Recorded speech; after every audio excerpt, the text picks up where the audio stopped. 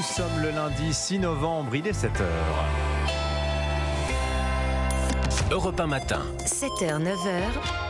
Dimitri Pavlenko. Et à la une ce matin, à Europe 1 en direct d'Israël. Dès le début de ce journal, l'armée israélienne annonce avoir coupé Gaza en deux. Intense bombardement cette nuit encore sur le nord de l'enclave. Dans ce journal également, le début de l'examen du projet de loi sur l'immigration au Sénat. La droite fait du retrait de l'article 3 un casus belli, vous l'entendrez. Un ministre de la Justice en exercice face à ses juges, c'est inédit. Nous verrons ce que la Cour de justice de la République reproche à Éric Dupond-Moretti. Et puis Novak Djokovic, vainqueur du Masters 1000 de Paris pour la 7e fois, même diminué. Le numéro 1 mondial du tennis reste au-dessus largement des autres.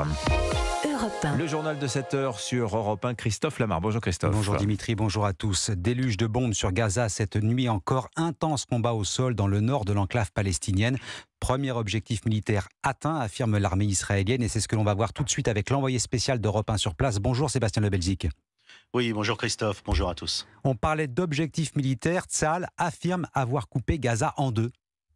Oui, effectivement, l'armée israélienne annonce avoir achevé l'encerclement de la ville de Gaza et avoir coupé en fait littéralement la bande de Gaza en deux. Elle a pris position dans le nord où elle avance maintenant maison par maison, appuyée par des bombardements intenses et des tirs d'artillerie. Les soldats israéliens cherchent à détruire en fait le quartier général du Hamas à Gaza City et visent en priorité les tunnels où se cachent les terroristes. Écoutez Daniel Hagari, il est porte-parole de Tsahal. Aujourd'hui, il existe Gaza du Sud et Gaza du Nord. Les forces de l'armée ont atteint la côte. Elles tiennent cette ligne. Nous autorisons toujours un couloir humanitaire pour les habitants du Nord, de la bande de Gaza vers le Sud. Nous continuerons à attaquer avec force et à intensifier notre opération terrestre dans le nord de l'agglomération de Gaza.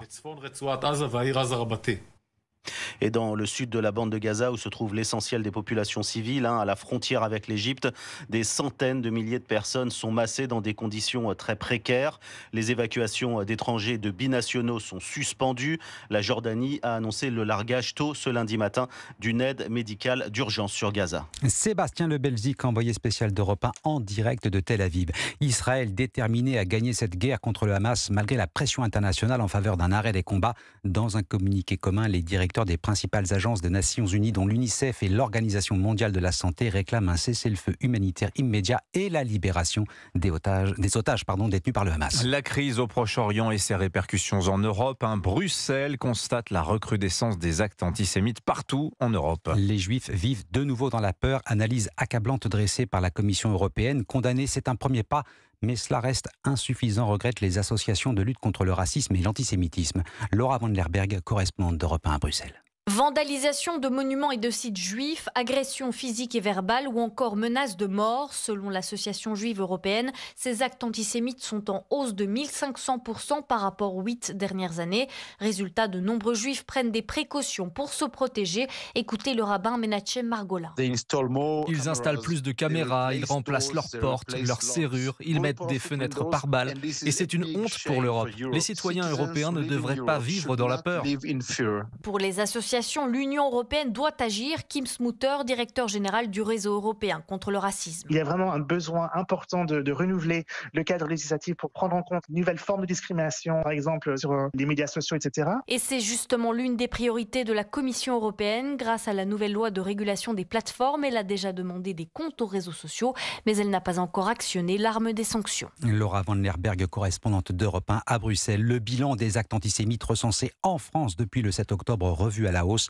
Plus d'1 millier selon le ministre de l'Intérieur, 486 personnes interpellées. Et Gérald Darmanin, pas opposé aux manifestations de soutien aux Palestiniens de Gaza. Les gens ont le droit de le faire, dit-il, mais si c'est pour crier sa haine des Juifs, nous poursuivrons chacune de ces personnes. Vous écoutez Europe 1 matin, il est 7h04. Le projet de loi immigration, il entame enfin son parcours législatif, on le devine, semé d'embûches pour la majorité. Et première étape aujourd'hui au Sénat, la droite majoritaire dans la Chambre haute promet d'endurcir considérablement le contenu.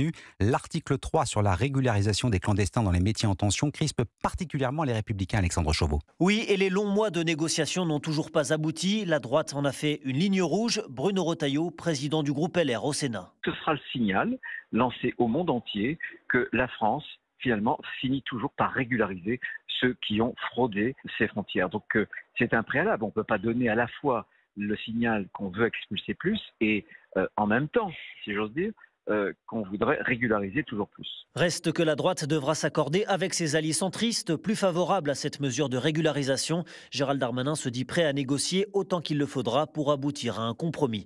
Alors au-delà de cette mesure, LR cherchera à amender le texte pour, entre autres, faciliter les expulsions, restreindre les modalités de l'aide médicale d'État ou encore durcir les conditions du regroupement familial.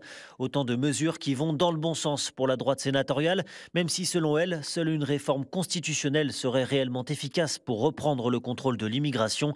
Une proposition de loi en ce sens sera débattue dans la Chambre haute début décembre. Alexandre Chauveau du service politique d'Europe 1. Et je vous rappelle que le président du groupe Les Républicains à l'Assemblée, Olivier Marleix, sera à 8h10 l'invité de la grande interview Europe 1 CNews face à Sonia Mabrouk. Éric Dupond-Moretti, lui, va faire face aujourd'hui à ses juges. Le garde des Sceaux comparaît à partir d'aujourd'hui devant la Cour de justice de la République. Le ministre de la Justice en exercice est prévenu. Une première dans l'histoire. 3 magistrats et 12 parlementaires vont entendre les explications du garde des Sceaux.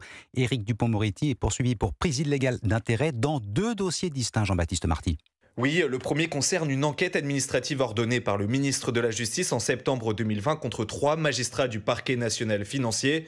Éric Dupond-Moretti leur reproche d'avoir épluché sa téléphonie dans le cadre de l'affaire des écoutes entre Nicolas Sarkozy et son avocat. Une affaire dans laquelle l'ancien président est accusé d'avoir corrompu un magistrat pour obtenir des renseignements sur les enquêtes judiciaires le concernant.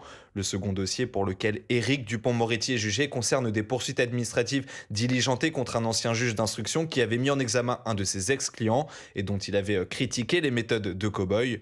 Pour ces 2 affaires de prise illégale d'intérêt, Éric Dupond-Moretti encourt jusqu'à 5 ans de prison et 500 000 € d'amende, ainsi qu'une peine d'inéligibilité et d'interdiction d'exercer une fonction publique. Depuis sa création en 1993, la Cour de justice de la République a déjà condamné 10 anciens membres du gouvernement, mais aucune peine ferme n'a jamais été prononcée. Jean-Baptiste Marty du service police-justice d'Europe 1.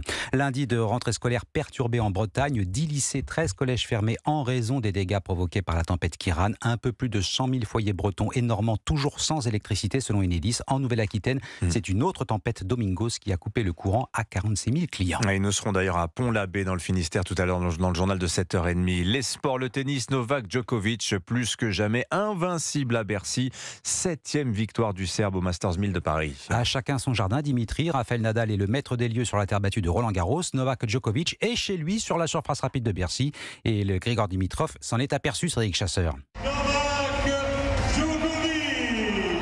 Son nom résonne comme une évidence. À Paris, Novak Djokovic est chez lui. 7 titres, 9 finales en 15 ans. Le Serbe donne l'impression d'être indétrônable, même lorsqu'il n'est pas à 100% comme cette semaine. Je ne mangeais qu'une seule fois par jour, seulement du liquide. Tout ce que je mangeais sortait tout de suite. Aujourd'hui, c'était le premier jour où je me sentais mieux, où tout cela était derrière moi.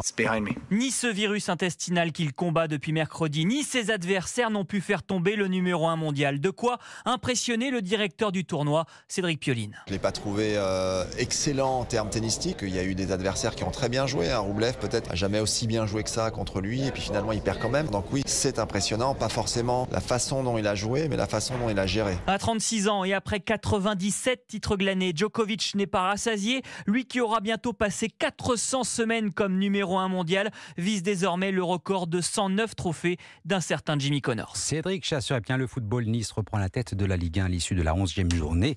Victoire des Niçois 2-0 face à Rennes. Merci beaucoup Christophe Lamar, c'était votre journal.